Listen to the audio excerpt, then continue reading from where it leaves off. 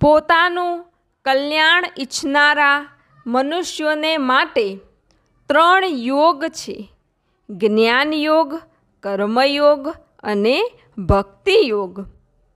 આ 3 સિવાય બીજો કોઈ કલ્યાણનો માર્ગ નથી. દરેક મનુષ્ય વાસ્તવમાં સાધક છે, કારણ કે 84 લાખ યોનિમાં ભટકતા ભટકતા જીવને આ મનુષ્ય શરીર માત્ર પોતાનું કલ્યાણ કરવાને માટે જ મળ્યું છે.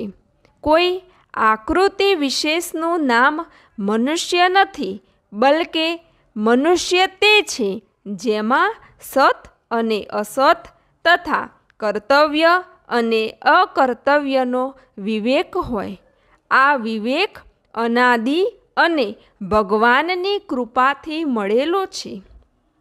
આ વિવેકને મહત્ત્વ આપીને મનુષ્ય જ્ઞાનયોગી, કર્મયોગી અને ભક્તિયોગી બની શકે છે અને સહેલાઈથી પોતાનું કલ્યાણ કરી શકે છે.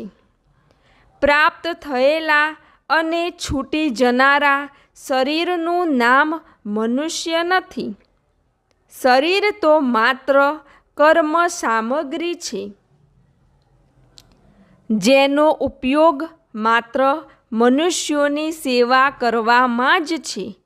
પરંતુ જ્યારે મનુષ્ય પ્રાપ્ત થયેલા અને છૂટી જનારા શરીર, પદાર્થ અને યોગ્યતા, સામર્થ્ય વગેરેને પોતાના અને પોતાના માટેના માની લે છે, ત્યારે તે એક પણ યોગી બની શકતો નથી, બલકે ભોગી થાય છે.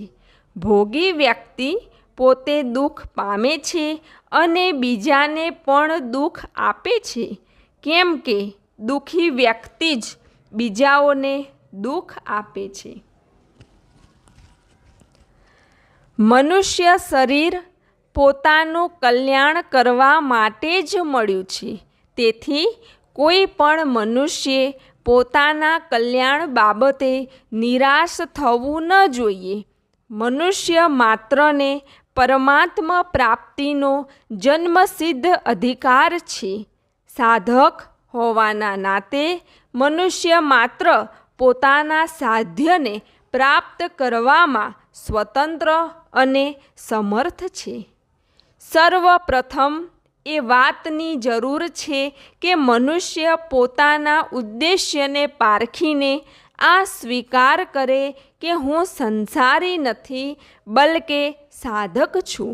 હું સ્ત્રી છું, હું પુરુષ છું, હું બ્રાહ્મણ છું, હું ક્ષત્રિય છું, હું વૈશ્ય છું, હું શૂદ્ર છું, હું બ્રહ્મચારી છું, હું ગૃહસ્થ છું, હું વાનપ્રસ્થ છું, હું સંન્યાસી છું વગેરે માન્યતાઓ સંસારના વ્યવહાર માટે તો ઠીક છે,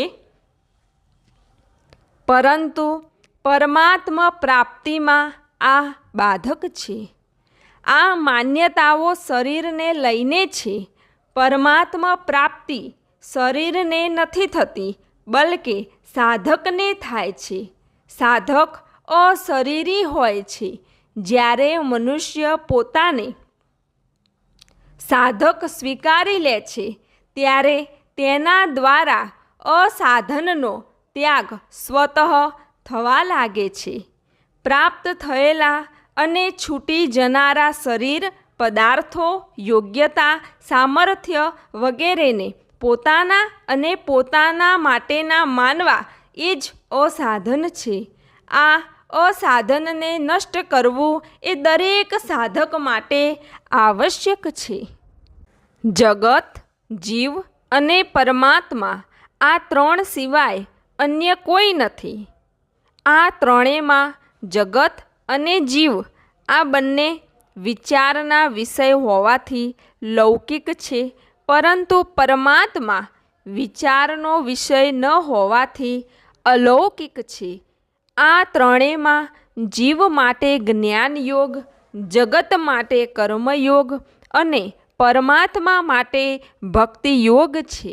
આથી જ્ઞાનયોગ અથવા કર્મયોગ આ બંને લૌકિક સાધન છે અને ભક્તિ યોગ અલૌકિક સાધન છે. લૌકિક સાધનથી મુક્તિ થાય છે અને અલૌકિક સાધનથી પરમ પ્રેમની પ્રાપ્તિ થાય છે. મનુષ્ય માત્રની અંદર બીજ રૂપે એક તો મુક્તિની માંગણી રહે છે, બીજું દુઃખ નિવૃત્તિની માંગણી રહે છે અને ત્રીજું પરમ પ્રેમની માંગણી રહે છે.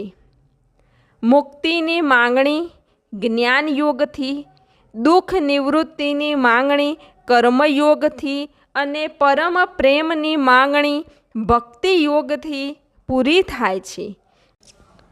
જ્ઞાનયોગનો માર્ગ મનુષ્યને હું છું આ રૂપે પોતાની એક સત્તાનો અનુભવ થાય છે. આ સત્તામાં અહમ એટલે કે હું રહેલો હોવાથી જ છુના રૂપમાં પોતાની એકદેશીય સત્તા અનુભવમાં આવે છે.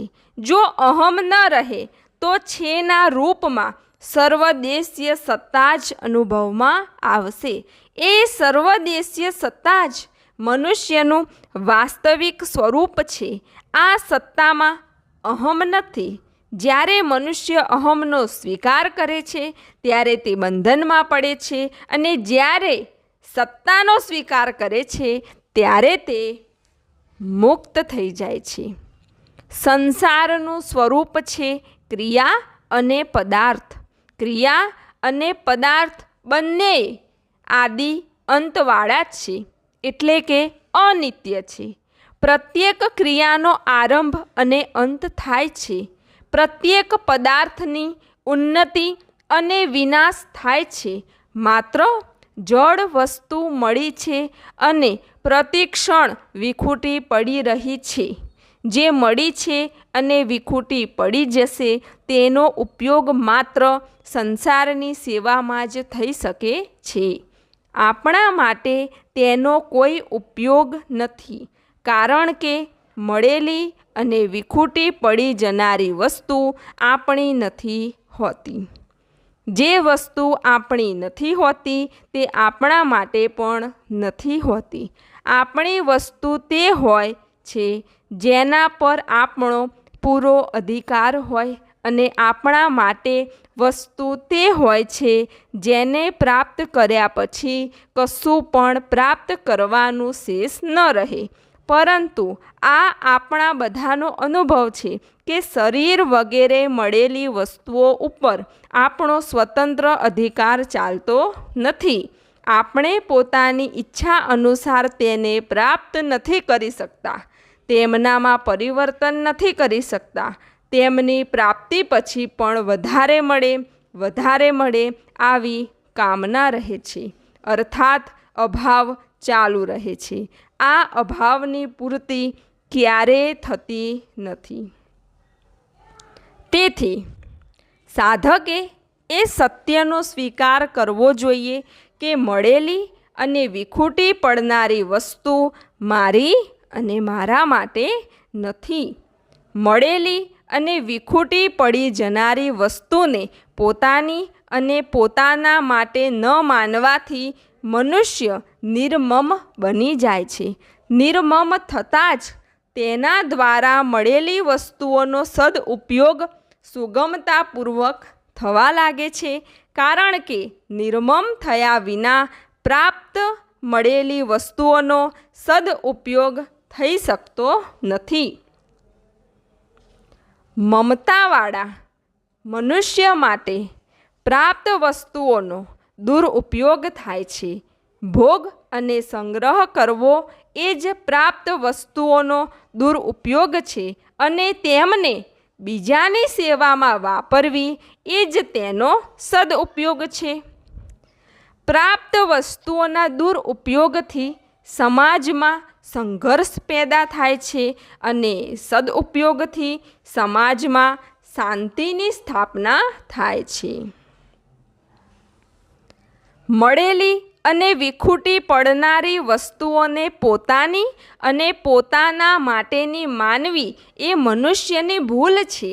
જ્યારે સ્વયં ચેતન તથા અવિનાશી છે તો પછી જડ અને નાશવાન વસ્તુ પોતાની અને પોતાના માટે કઈ રીતે થઈ? આ ભૂલ સ્વતઃ સ્વાભાવિક નથી, બલકે મનુષ્ય દ્વારા ઉત્પન્ન કરેલી છે. પોતાના વિવેકને મહત્ત્વ ન આપવાથી આ ભૂલ ઉત્પન્ન થાય છે. આ એક ભૂલથી પછી અનેક પ્રકારની ભૂલો ઉત્પન્ન થાય છે. તેથી આ મૂળ ભૂલને મિટાવી દેવી અત્યંત જરૂરી છે અને આના માટે ની જે જવાબદારી છે એ મનુષ્ય પર જ છે. તેને મિટાવવા માટે ભગવાને મનુષ્યને વિવેક આપ્યો છે. જ્યારે મનુષ્ય પોતાના વિવેકને મહત્ત્વ આપીને આ ભૂલને મિટાવી દે છે ત્યારે તે નિર્મમ બની જાય છે. નિર્મમ થવું દરેક સાધક માટે બહુ જરૂરી છે, કેમ કે મમતાને મિટાવ્યા વિના સાધકની ઉન્નતિ થઈ શકતી નથી. એટલું જ નહીં, જેમાં મમતા કરવામાં આવે છે તે વસ્તુ પણ અશુદ્ધ બની જાય છે અને તેની ઉન્નતિમાં પણ રૂકાવટ આવી જાય છે. મમતાથી મનુષ્યમાં અનેક દોષો ઉત્પન્ન થાય છે. કેટલાક લોકોને એવી શંકા થાય છે કે મમતા વિના અમારું શરીર કઈ રીતે ચાલશે? આપણે સમાજ અને પરિવારની સેવા કઈ રીતે કરીશું?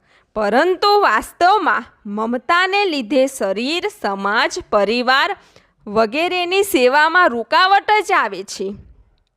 નિર્મમ મનુષ્યનો શરીર નિર્વાહ ખૂબ સારી રીતે થાય છે. નિર્મમ મનુષ્ય દ્વારા જ પરિવાર, સમાજ વગેરેની વાસ્તવિક સેવા થાય છે.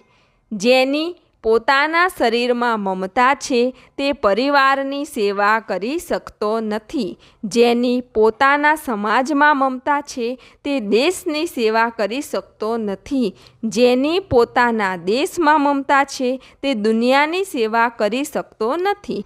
તાત્પર્ય એ છે કે મમતાને લીધે મનુષ્યનો ભાવ સંકુચિત, એકદેશીય થઈ જાય છે.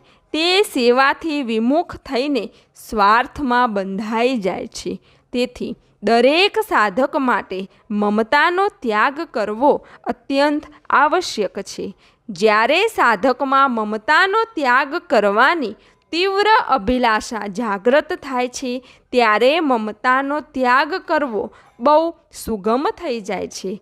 કેમ કે જ્યારે સાધક સાચા હૃદયથી સંસારથી વિમુખ થઈને પરમાત્મા તરફ ચાલવા ઈચ્છે છે ત્યારે સંપૂર્ણ સંસાર અને સ્વયં પરમાત્મા પણ તેની સહાયતા કરવા માટે તત્પર થઈ જાય છે. તેથી સાધકે ક્યારેય પોતાના ઉદ્દેશ્યની પૂર્તિ માટે નિરાશ ન થવું જોઈએ. તે ઓછામાં ઓછી ઉંમરમાં અને ઓછામાં ઓછા સામર્થ્યમાં પણ પોતાના ઉદ્દેશ્યની પૂર્તિ કરી શકે છે. કારણ કે પોતાના ઉદ્દેશ્યની પૂર્તિને માટે જ ભગવાને પોતાની અહેતુ કૃપાથી તેને મનુષ્ય શરીર આપ્યું છે. મમતાને કારણે જ કામનાઓ પેદા થાય છે. જેમ કે શરીરમાં મમતા હશે તો શરીરની આવશ્યકતા આપણી આવશ્યકતા થઈ જશે. અર્થાત અન્ન, જળ, વસ્ત્ર, મકાન વગેરેની અનેક કામનાઓ ઉત્પન્ન થશે. મમતાનો ત્યાગ થતાં જ સાધકમાં કામના ત્યાગનું સામર્થ્ય આવી જાય છે. કારણ કે શરીર અને સંસાર એક જ ધાતુથી બનેલા છે. શરીરને સંસારથી અલગ કરી નથી શકતા અને શરીરની મમતાનો નાશ થતાં જ સાંસારિક કામનાઓનો પણ નાશ થઈ જાય છે.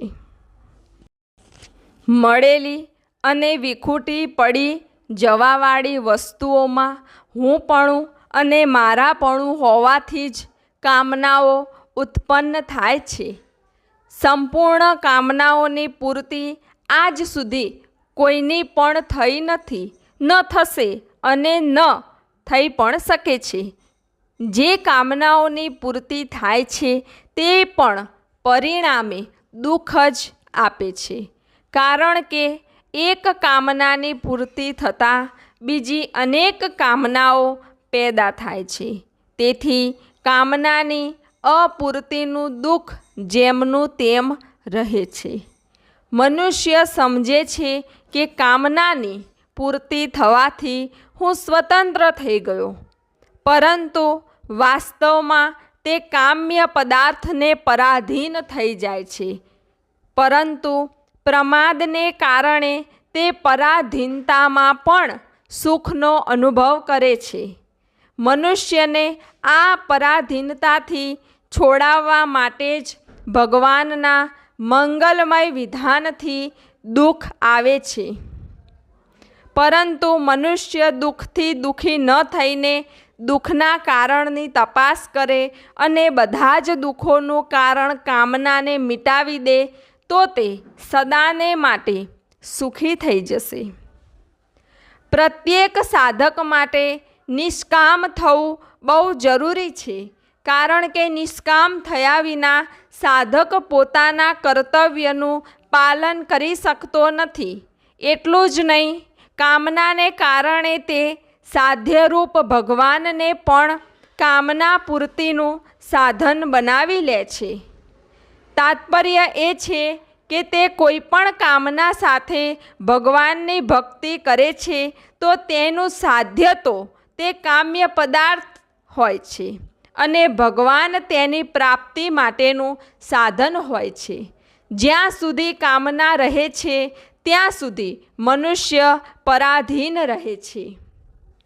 પરાધીન મનુષ્ય ન તો ત્યાગ કરી શકે છે, ન સેવા કરી શકે છે અને ન પ્રેમ પણ કરી શકે છે. તે ન તો જ્ઞાન યોગી બની શકે છે, ન કર્મયોગી બની શકે છે અને ન ભક્તિ યોગી પણ બની શકે છે. તેથી પરાધીનતાને મિટાવવા માટે નિષ્કામ થવું બહુ જરૂરી છે. કામનાની પૂર્તિમાં તો બધા મનુષ્યો પરાધીન છે, પરંતુ કામનાનો ત્યાગ કરવામાં બધા મનુષ્યો સ્વાધીનતા અને સમર્થ છે. પ્રત્યેક મનુષ્ય સ્વાધીનતાપૂર્વક સ્વીનતા મુક્તિની પ્રાપ્તિ કરી શકે છે, પરંતુ જ્યાં સુધી મનુષ્યની અંદર કામના રહે છે ત્યાં સુધી તે સ્વાધીન થઈ શકતો નથી. પરાધીનતાનો નાશ નિષ્કામ થવાથી જ સંભવ છે. નિષ્કામ થવાથી મનુષ્ય સંસાર ઉપર વિજય પ્રાપ્ત કરી લે છે, કારણ કે કામનાવાળા મનુષ્યોને અનેક લોકોને આધીન થવું પડે છે, પરંતુ જેને કશું જોઈતું જ નથી તેને કોઈને આધીન થવું પડતું નથી. તેનું મૂલ્ય સંસાર કરતાં અધિક છે. તે ત્રણેય યોગનો અધિકારી બની જાય છે. એટલું જ નહીં, તે ભગવત પ્રેમને પણ પાત્ર બની જાય છે, કારણ કે કામનાવાળો મનુષ્ય કોઈને પ્રેમ કરી શકતો નથી. જ્યારે કર્તા નિષ્કામ હોય છે ત્યારે તેના દ્વારા સ્વતઃ કર્તવ્ય કર્મનું પાલન થવા લાગે છે. કર્તા નિષ્કામ થયા વિના કર્તવ્ય કર્મનું પાલન થતું નથી, અને કર્તવ્ય કર્મનું પાલન થયા વિના પ્રાપ્ત પરિસ્થિતિનો સદુપયોગ થતો નથી. સકામ મનુષ્ય પ્રાપ્ત પરિસ્થિતિને આધીન થઈ જાય છે તથા અપ્રાપ્ત પરિસ્થિતિનું ચિંતન કરે છે, પરંતુ નિષ્કામ થતાં જ મનુષ્ય પ્રાપ્ત પરિસ્થિતિની પરાધીનતા તથા અપ્રાપ્ત પરિસ્થિતિના ચિંતનથી મુક્ત થઈને પરિસ્થિતિની અતીત તત્વની પ્રાપ્તિ કરી લે છે. જપ, તપ, વ્રત, તીર્થ, સ્વાધ્યાય વગેરે ક્રિયા સાધ્ય સાધનોથી કામનાનો નાશ થતો નથી, કારણ કે કોઈ પણ ક્રિયા કરવા માટે શરીરનો સહયોગ લેવો પડે છે અને શરીરના સંબંધથી જ કામનાઓની ઉત્પત્તિ થાય છે. તેથી કામનાનો નાશ કોઈ ક્રિયાથી થતો નથી, બલકે સર્વથા ક્રિયારહિત થવાથી તથા વિવેકને મહત્ત્વ આપવાથી થાય છે. ક્રિયારહિત થતાં જ શરીર સાથે સંબંધ વિચ્છેદ થઈને સ્વરૂપમાં સ્થિતિ સ્વતઃ થઈ જાય છે. સ્વરૂપમાં નિર્મમતા અને નિષ્કામતા સ્વતઃ સિદ્ધ છે. તેથી શરીર સંસારથી થનારા મમતા, કામના વગેરે દોષોને નાશ કરવા માટે ક્રિયા અને પદાર્થથી સંબંધ વિચ્છેદ કરવો જરૂરી છે. જ્યારે સાધક નિર્મમ અને નિષ્કામ થઈ જાય છે ત્યારે તેની અહંતા મટી જાય છે. અહંતા મટી ગયા પછી તેના માટે કંઈ પણ કરવાનું શેષ રહેતું નથી. જ્યાં સુધી સાધક પોતાના માટે કાંઈ પણ કરે છે ત્યાં સુધી તેનો સંબંધ પદાર્થ અને ક્રિયા સાથે કાયમ રહે છે. જ્યાં સુધી ક્રિયા અને પદાર્થથી સંબંધ છે ત્યાં સુધી પરાધીનતા છે. ક્રિયા અને પદાર્થ સંસારની સેવા માટે તો ઉપયોગી છે, પરંતુ પોતાને માટે તેનો ત્યાગ જ ઉપયોગી છે. સેવા અને ત્યાગ કૃત્રિમ નથી, બલકે સ્વતઃ સ્વાભાવિક છે. તેથી હું સેવા કરું છું અથવા હું ત્યાગ કરું છું આવું અભિમાન કરવું એ ભૂલ છે. જ્યારે સંસારમાં મારી કોઈ વસ્તુ છે જ નહીં તો ત્યાગ શેનો થાય? અને જેની વસ્તુ હતી તેને આપી દીધી, તેમાં સેવા ક્યાં થઈ? આ સિદ્ધાંત છે કે જે ગમે ત્યારે અલગ થવાનું છે તે અત્યારે પણ અલગ જ છે, અને જે ક્યારે પણ મળશે તે ત્યારે પણ મળેલું જ છે.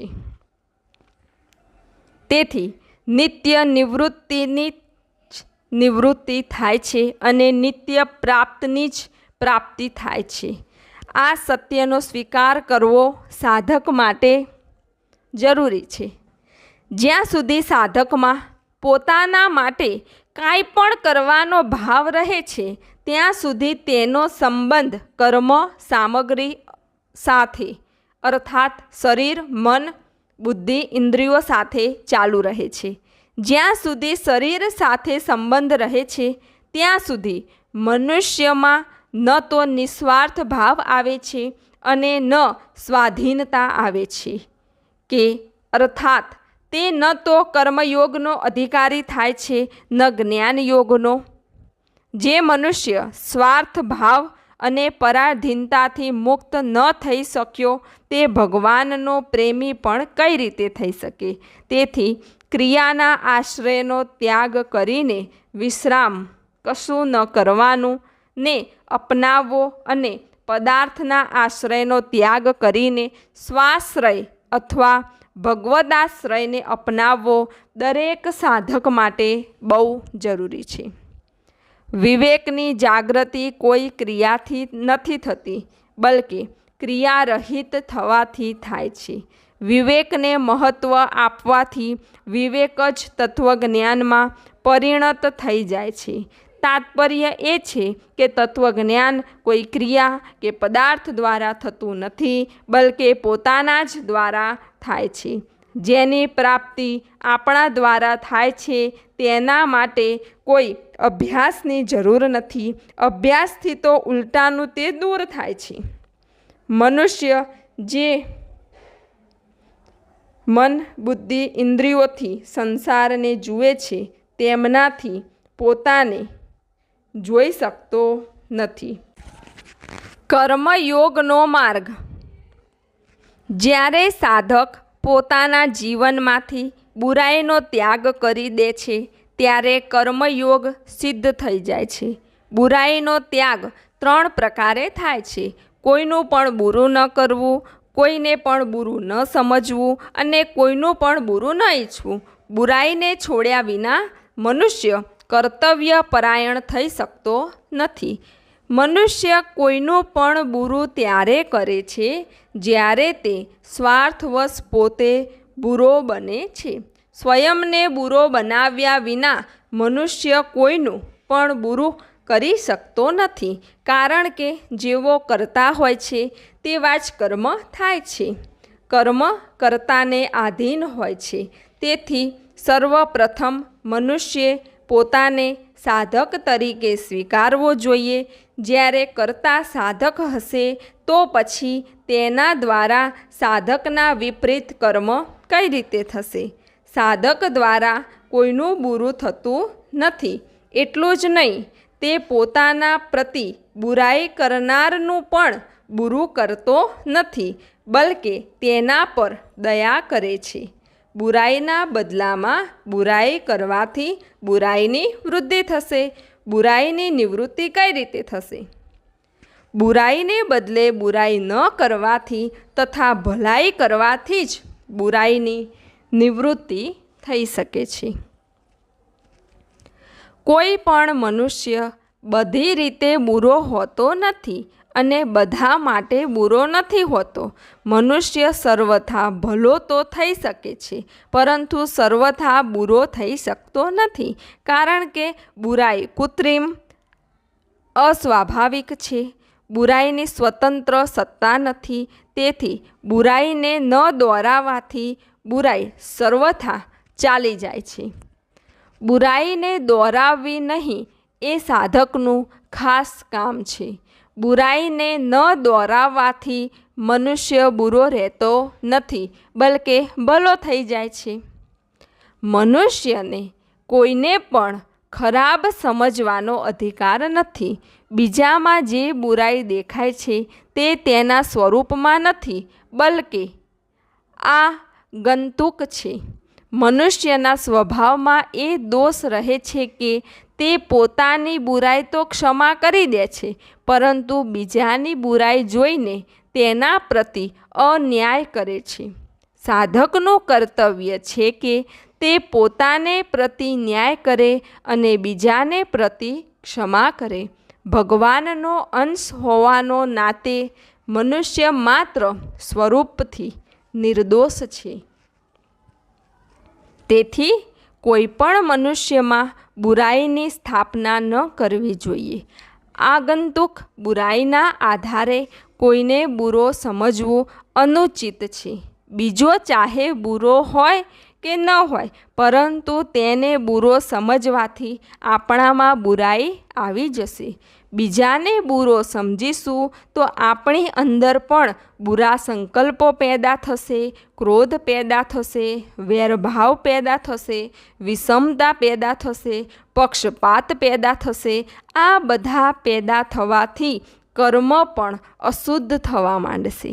તેથી બુરાઈની સ્થાપના ન તો આપણામાં કરવી જોઈએ અને ન તો બીજામાં પણ કરવી જોઈએ.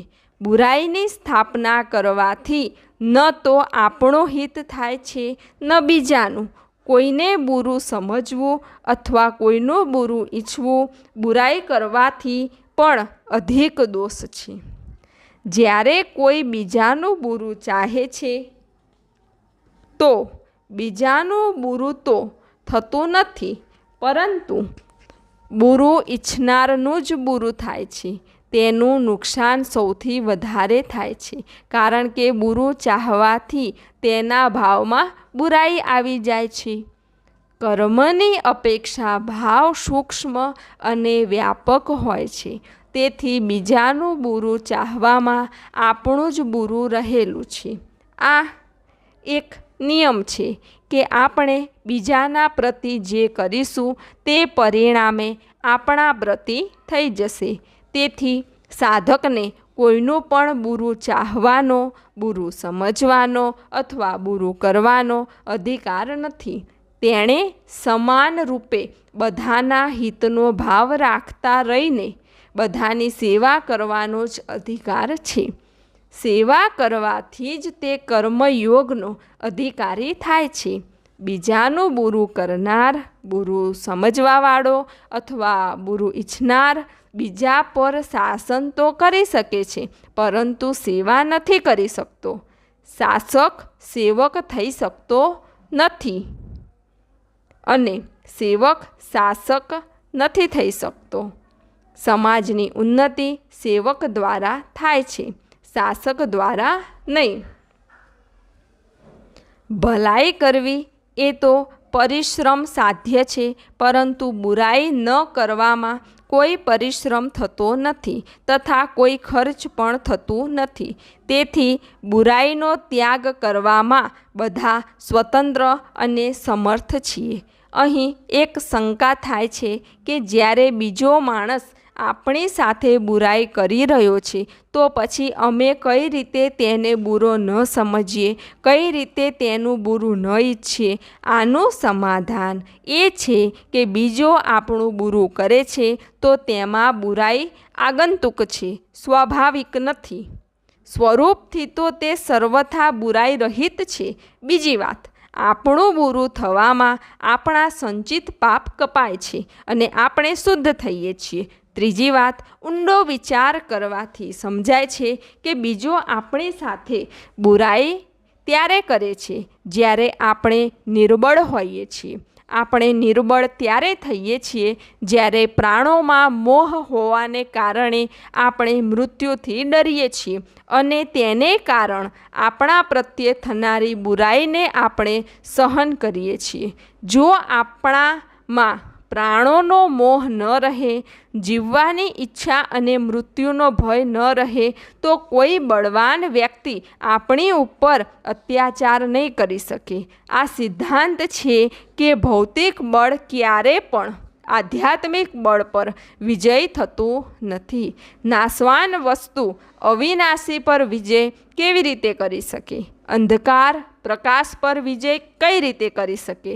જેમનું પ્રાપ્ત થનારા અને વિખૂટા પડનારા શરીરમાં હુંપણું અને મારાપણું નથી, તેને કોઈ પોતાને આધીન કરી શકતું નથી. તેના પર કોઈ વિજય પ્રાપ્ત કરી શકતું નથી.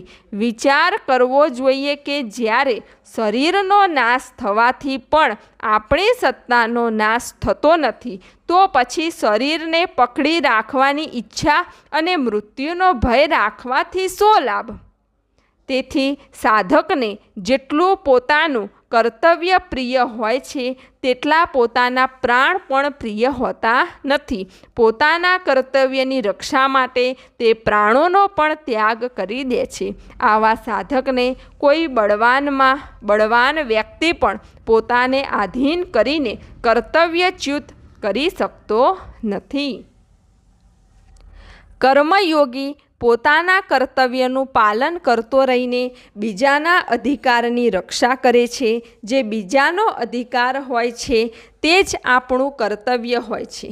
જેમ કે માતા પિતાની સેવા કરવી એ પુત્રનું કર્તવ્ય છે અને માતા પિતાનો અધિકાર છે. પોતાનો અધિકાર ચાહનાર મનુષ્ય પોતાના કર્તવ્યનું પાલન કરી શકતો નથી. તેથી કર્મયોગનો સાધક પોતાના અધિકારનો ત્યાગ કરે છે. પોતાના અધિકારનો ત્યાગ કરવાથી નવો રાગ પેદા થતો નથી અને બીજાના અધિકારની રક્ષા કરવાથી જૂનો રાગ મટી જાય છે અને સાધક સુગમતાપૂર્વક રાગ રહિત થઈ જાય છે. મનુષ્ય પોતાના અધિકારનો ત્યાગ તથા બીજાના અધિકારની રક્ષા કરવામાં તો સ્વતંત્ર છે, પરંતુ અધિકાર પ્રાપ્ત કરવામાં સ્વતંત્ર નથી. અધિકાર પ્રાપ્ત કરવાની લાલસા મનુષ્યને કર્તવ્યચ્યુત કરીને તેને કામ, ક્રોધ, લોભ વગેરે દોષોથી ભરી દે છે, જેથી તેનું પતન થઈ જાય છે. તેથી કર્મયોગનો સાધક બીજાના અધિકારની રક્ષા કરે છે. જ્યારે પોતાના કહેવાતા શરીર પર જ આપણો અધિકાર ચાલતો નથી તો પછી શરીર જેનો અંશ છે તે સંસાર પર આપણો અધિકાર કઈ રીતે ચાલી શકે, પરંતુ આપણા ઉપર શરીર અને સંસારનો અધિકાર અવશ્ય છે. શરીરનો અધિકાર એ છે કે આપણે તેને આળસુ, કર્મરહિત, પ્રમાદી, અસંયમી બનવા ન દઈએ, અને સંસારનો અધિકાર એ છે કે આપણે શરીરથી સંસારની સેવા કરીએ, કોઈનું પણ અહિત ન કરીએ, બધાને સુખ પહોંચાડીએ. સમાજમાં જેમ જેમ અધિકાર પ્રાપ્ત કરવાની લાલચ વધતી જાય છે, તેમ તેમ લોકો પોતાના કર્તવ્યથી હટતા જાય છે, જેનાથી સમાજમાં સંઘર્ષ પેદા થઈ જાય છે. અધિકાર પ્રાપ્ત કરવાની ઈચ્છાથી ગુલામી આવી જાય છે. તેથી પોતાના અધિકારનો ત્યાગ કરવો દરેક સાધક માટે અનિવાર્ય છે. પોતાના અધિકારનો ત્યાગ કરવાથી ઉદારતા અને અસંગતા બંને આવી જાય છે. ઉદારતા આવવાથી કર્મયોગની અને અસંગતતા આવવાથી જ્ઞાનયોગની સિદ્ધિ થઈ જાય છે. વાસ્તવમાં અધિકાર આપવાની વસ્તુ છે, લેવાની વસ્તુ નથી. કોઈ જબરજસ્તી અધિકાર લેવા પણ ઈચ્છે તો લઈ શકતો નથી. બળવાનથી બળવાન વ્યક્તિ બીજાનો વિનાશ તો કરી શકે છે, પરંતુ બીજાનો પોતાના પ્રતિ આદર, પ્રેમ, શ્રદ્ધા, વિશ્વાસ ઉત્પન્ન કરાવી શકતો નથી. જો કે મનુષ્યનું મૂલ્ય સંસારથી અધિક છે, પરંતુ અધિકાર પ્રાપ્ત કરવાની લાલચમાં તે પોતાનું મૂલ્ય ઘટાડી નાખે છે. અધિકાર પ્રાપ્ત કરવાની લાલસાના મૂળમાં નાશવાન સુખની લાલસા છે. જ્યારે સાધક સુખની આ શક્તિને મિટાવી દે છે, ત્યારે અધિકાર પ્રાપ્ત કરવાની લાલસા પણ ખતમ થઈ જાય છે અને સાધકનો કર્મયોગ સિદ્ધ થઈ જાય છે. ભક્તિ યોગનો માર્ગ. આ નિયમ છે કે પ્રત્યેક રચનાના મૂળમાં કોઈને કોઈ રચયિતા રહે છે. પ્રત્યેક ઉત્પત્તિના મૂળમાં કોઈને કોઈ તત્વ રહે છે. મનુષ્ય સંસારને તો માને છે, પરંતુ સંસારના રચયિતાને નથી માનતો. આ તેની ઘણી મોટી ભૂલ છે. જે જીવ અને જગત બંનેનો આશ્રય તથા પ્રકાશક છે, તે પરમાત્મા પર દ્રઢ વિશ્વાસ કરીને તેની સાથે આત્મીયતા કરવી અથવા તેના શરણાગત થઈ જવું સાધક માટે બહુ જરૂરી છે. તે પરમાત્મા કેવા છે, કેવા નથી, આ જાણવું સાધકને માટે જરૂરી નથી. સાધકને માટે માત્ર એટલું જ માનવું જરૂરી છે કે પરમાત્મા છે અને તે મારા છે. તેમને ઇન્દ્રિયો, મન, બુદ્ધિથી જાણી શકાતા નથી, બલકે માત્ર માની શકાય છે. રચના પોતાના રચયિતાને કઈ રીતે જાણી શકે? અંશ પોતાના અંશીને કઈ રીતે જાણી શકે? પરમાત્મા વિચારનો વિષય નથી, બલકે શ્રદ્ધાનો વિષય છે. તેને માનવા અથવા ન માનવામાં મનુષ્ય પૂર્ણ રીતે સ્વતંત્ર છે. વિચારનો વિષય તો જીવ અને જગત છે, જેના વિષયમાં અમે કંઈક જાણીએ છીએ, કંઈક નથી જાણતા. તેના પર વિચાર કરી શકાય છે, પરંતુ જેના વિષયમાં અમે કશું જાણતા જ નથી, જેને અમે જોયા જ નથી, તેના ઉપર શ્રદ્ધા વિશ્વાસ જ કરી શકાય છે. પોતાના દ્વારા કરેલા શ્રદ્ધા વિશ્વાસને બીજું કોઈ મિટાવી શકતું નથી. ઈશ્વરને આપણે જાણી શકતા જ નથી અને માન્યા વિના રહી શકતા નથી. જેમ મા બાપને આપણે જાણી નથી શક્યા, બલકે માની જ શકીએ છીએ, કેમ કે તે સમયે આપણા શરીરની સત્તા જ ન હતી. જો આપણે આપણા શરીરની સત્તા માનીએ છીએ તો મા બાપની સત્તા માનવી જ પડશે. આપણે છીએ તો મા બાપ પણ છે, કાર્ય છે તો તેનું કારણ પણ છે. એ જ રીતે આપણે સ્વયં છીએ તો ઈશ્વર પણ છે. આપણી સત્તા ઈશ્વરના હોવાનું પ્રત્યક્ષ પ્રમાણ છે. અમે નથી. આ પ્રમાણે પોતાના હોવાપણાનો નિષેધ કોઈ કરી શકતું જ નથી. જ્યારે આપણા હોવાપણાનો નિષેધ થઈ શકતો નથી, તો પછી ઈશ્વરનો પણ નિષેધ નથી થઈ શકતો. માતાની અપેક્ષાએ પિતાને જાણવા સર્વથા અસંભવ છે, કારણ કે માતાથી જન્મ લેતી વખતે તો આપણું શરીર બની ચૂક્યું હતું, પરંતુ પિતાના સમયે તો આપણા શરીરની સત્તા જ ન હતી. ભગવાન સંપૂર્ણ સંસારના પિતા છે, તેથી ભગવાનને જાણવા એ તો બધી રીતે અસંભવ છે. તેમને તો માની જ શકાય છે. માન્યા વિના બીજો કોઈ ઉપાય જ નથી. માનવું જાણવા કરતાં ઉતરતું હોતું નથી. ભગવાનને દ્રઢતાપૂર્વક માનવાથી તેમનામાં આત્મીયતા થઈ જાય છે, અને આત્મીયતા થવાથી તેમનામાં પ્રેમ થઈ જાય છે. જે પહેલાં ન હતું તે બાદમાં પણ રહેશે નહીં, તથા વર્તમાનમાં પણ હર પડે નાશ તરફ જઈ રહ્યું છે. તે શરીર તથા સંસાર વિશ્વાસને પાત્ર નથી. જે એક ક્ષણ પણ આપણી સાથે ન રહે, હર પળ બદલાતું રહે, તેનો વિશ્વાસ કઈ રીતે કરી શકાય? જેની સેવા કરી શકાય, પણ વિશ્વાસ કરી શકાતો નથી. વિશ્વાસ તો એના પર જ કરી શકાય જે હંમેશા આપણી સાથે રહે છે. આપણે પશુ પક્ષી વગેરે કોઈ પણ યોનિમાં ચાલ્યા જઈએ, સ્વર્ગ નરક વગેરે કોઈ પણ લોકમાં ચાલ્યા જઈએ, તો પણ ભગવાન આપણો સાથ ક્યારેય છોડતા નથી. જ્યારે મનુષ્ય પોતાની આવશ્યકતાની પૂર્તિ ન તો સ્વયં કરી શકે છે અને ન તેની પૂર્તિ સંસાર પણ કરી શકે છે, ત્યારે તે પોતે ભગવાન તરફ ખેંચાય છે, જેને તેણે જોયા નથી બલકે સાંભળ્યા છે. જ્યારે મનુષ્ય પર કોઈ સંકટ આવે છે અને તેનાથી બચવાનો કોઈ ઉપાય દેખાતો નથી, તથા તેનાથી બચવા માટે કરેલા બધા પ્રયત્નો વ્યર્થ બની જાય છે, ત્યારે તેણે ભગવાન પર વિશ્વાસ કરીને તેમને જ પોકારવા પડે છે. જે મનુષ્ય ભગવાન પર વિશ્વાસ ન કરીને શરીર સંસાર પર વિશ્વાસ કરે છે, તે જન્મ મરણના ચક્કરમાં ફસાઈને જાત જાતના દુઃખોને પામે છે. શરીર વગેરે પર વિશ્વાસ કરવાથી અહંતા, મમતા, કામના, આસક્તિ, લોભ વગેરે અનેક વિકારો ઉત્પન્ન થાય છે. પરિણામ એ થાય છે કે શરીર વગેરે તો રહેતા નથી, પરંતુ તેનો સંબંધ રહી જાય છે, જે અનેક યોનિઓમાં જન્મ લેવાનું કારણ બને છે. જે ન તો ભગવાન પર વિશ્વાસ કરે છે અને ન શરીર સંસાર પર પણ વિશ્વાસ કરે છે, બલકે સ્વયં પોતાની જાત પર વિશ્વાસ કરે છે, તે જ્ઞાન યોગનો સાધક બની જાય છે. આવો સાધક હું કોણ છું એની ખોજ કરે છે.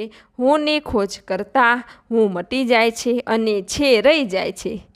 સાધક છે એટલે કે પરમાત્મા તત્વનો સ્વીકાર કરે અથવા ન કરે, પરંતુ અંતમાં પ્રાપ્તિ છેની જ થાય છે, એટલે કે પરમાત્માની જ થાય છે. જેમ કે કોઈ ગમે તેટલું કૂદે ઉછળે અથવા નાચે, પરંતુ છેવટે તો જમીન પર જ રહેશે ને. એક સત્તા માત્ર છે. આ પ્રમાણે દ્રઢતાપૂર્વક પરમાત્મા તત્વ પર વિશ્વાસ હોવાથી શરીર તથા સંસારનો વિશ્વાસ નિર્જીવ ફીકો થઈ જાય છે, કારણ કે પરસ્પર વિરોધી બે વિશ્વાસ એક સાથે ચાલી શકતા નથી. જ્યારે સાધક એ સ્વીકાર કરે છે કે પરમાત્મા અદ્વિતીય છે, સદા છે, સર્વસમર્થ છે, સર્વજ્ઞ છે, સર્વના છે, બધાના છે અને સર્વત્ર છે, ત્યારે તેની પરમાત્મા પર સ્વતઃ શ્રદ્ધા જાગૃત થઈ જાય છે. પરમાત્મામાં શ્રદ્ધા વિશ્વાસ હોવાથી સાધક એક પરમાત્માના સિવાય બીજા કોઈની સ્વતંત્ર સત્તા સ્વીકાર કરતો જ નથી. આવી સ્થિતિમાં જેમ નિદ્રાથી જાગી જતાં જ સ્વપ્નની વિસ્મૃતિ અથવા જાગ્રતની સ્મૃતિ થઈ જાય છે, એ જ પ્રમાણે સાધકની અંદર સ્વતઃ પરમાત્માના નિત્ય સંબંધની સ્મૃતિ જાગ્રત થઈ જાય છે અને સંસારની સર્વથા વિસ્મૃતિ થઈ જાય છે.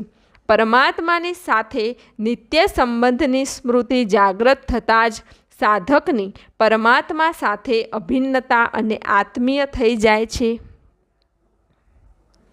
પરમાત્માથી અભિન્નતા થતાં જ સાધકને પ્રતિક્ષણ વર્ધમાન પ્રેમની પ્રાપ્તિ થઈ જાય છે, જે મનુષ્ય જીવનનું અંતિમ લક્ષ્ય છે. એક શંકા થાય છે કે જ્યારે પરમાત્મા બધા સમયે અને બધી જગ્યાએ વિદ્યમાન છે તો પછી સાધકને પરમાત્માથી અંતર કેમ લાગે છે? આના ઉપર ઊંડો વિચાર કરવાથી જણાય છે કે જ્યારે સાધક પ્રાપ્ત થયેલા અને વિખૂટા પડનારા શરીર, ઇન્દ્રિયો, મન, બુદ્ધિ દ્વારા પરમાત્માને પ્રાપ્ત કરવા ચાહે છે ત્યારે તેને પરમાત્માથી અંતર પ્રતીત થાય છે, કારણ કે પરમાત્માની પ્રાપ્તિ ક્રિયા અને પદાર્થ દ્વારા નથી થતી, બલકે ક્રિયા અને પદાર્થનો ત્યાગ કરવાથી પોતાના દ્વારા જ થાય છે. તેથી સાધકે તે શરીર, ઇન્દ્રિયો, મન, બુદ્ધિને સંસારની સેવામાં સમર્પિત કરી દેવા જોઈએ અને પોતાની જાતને ભગવાનને સમર્પિત કરી દેવી જોઈએ. જ્યારે સાધક સ્વયં બધી બાજુથી વિખોટો થઈને એકમાત્ર ભગવાનનો જ શરણાગત થઈ જાય છે, ત્યારે ભગવાન કૃપાપૂર્વક તેને અપનાવી લે છે, પોતાથી અભિન્ન કરી દે છે. વિચારપૂર્વક જોઈએ તો જે બધા દેશ, કાલ, વસ્તુ, વ્યક્તિ, ઘટના, અવસ્થા, પરિસ્થિતિ વગેરેમાં પરિપૂર્ણ છે તેનાથી અંતર કઈ રીતે સંભવી શકે? આ સિદ્ધાંત છે કે જેનાથી અંતર નથી હોતું તેની પ્રાપ્તિ ક્રિયાથી થતી નથી, બલકે ચાહના માત્રથી થાય છે. જો સાધક પ્રાપ્ત થયેલા અને વિખૂટા પડનારા પ્રાણી પદાર્થોને પોતાના અને પોતાના માટેના ન માને અને ભગવાન સાથે આત્મીયતા કરી લે તો પછી ભગવાનથી અંતર રહેશે નહીં, કારણ કે વાસ્તવમાં તો તે ભગવાનનો જ અંશ છે. મનુષ્યની ભૂલ એ થાય છે કે તે મળેલી વસ્તુ, યોગ્યતા, સામર્થ્ય વગેરેને તો પોતાનું માની લે છે, પરંતુ જેણે તેને આપ્યું છે તે ભગવાનને પોતાના નથી માનતો. વાસ્તવમાં વસ્તુ આપણી નથી, બલકે તેને આપવાવાળો આપણો છે. જે ક્ષણે સાધક ભગવાનને પોતાના માનીને તેમનો શરણાગત બની જાય છે તે જ ક્ષણે ભગવાન તેને અપનાવી લે છે, કારણ કે ભગવાન સાધકનો ભૂતકાળ ન જોતા તેના વર્તમાનને જુએ છે, તેના આચરણોને જોતા તેના ભાવોને જુએ છે. તેઓ પોતાના શરણાગત ભક્તને નિર્ભય, નિશોક, નિશ્ચિંત અને નિશંક કરી દે છે, પરંતુ સાથે અન્યાશ્રય ન હોવો જોઈએ. અન્યનો આશ્રય, અન્યનો વિશ્વાસ અને અન્ય સાથે સંબંધ રહેવાથી ભગવાનનો આશ્રય દ્રઢ થતો નથી. જે મનુષ્યને એકમાત્ર ભગવાન સિવાય બીજું કોઈ પોતાનું નથી દેખાતું તથા જેને પોતાનામાં કોઈ વિશેષતા નથી દેખાતી, તે સુગમતાપૂર્વક ભગવાનનો આશ્રિત થઈ જાય છે. ભગવાનનો આશ્રિત થઈ જવાથી તેણે પોતાના માટે કશું જ કરવાનું શેષ રહેતું નથી. તેના દ્વારા થનારી પ્રત્યેક પ્રવૃત્તિ ભગવાનની પૂજા બની જાય છે.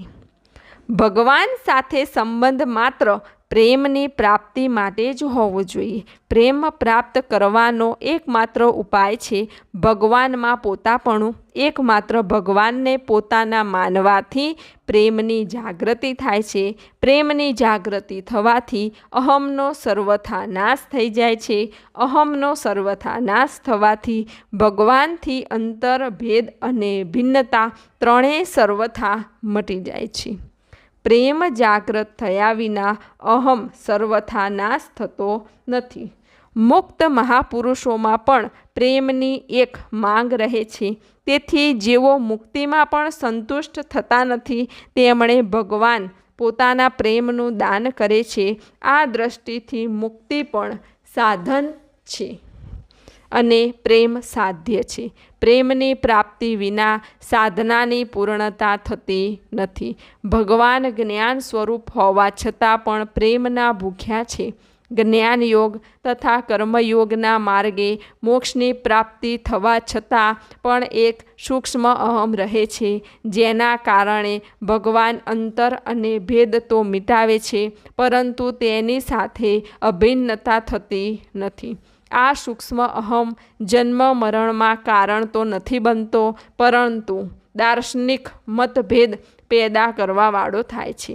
આ સૂક્ષ્મ અહમના કારણે જ મુક્ત મહાપુરુષોમાં તથા તેમની માન્યતાઓ અને સિદ્ધાંતોમાં પરસ્પર મતભેદ રહે છે, પરંતુ પ્રેમની પ્રાપ્તિ થઈ જતાં તે સૂક્ષ્મ અહમ સર્વથા નાશ પામે છે. ત્યારે સંપૂર્ણ મતભેદો નાશ પામે છે અને ભગવાન સાથે અભિન્નતા થઈ જાય છે. અભિન્નતા થવાથી એકમાત્ર ભગવાન સિવાય અન્ય કોઈની પણ સત્તા રહેતી નથી.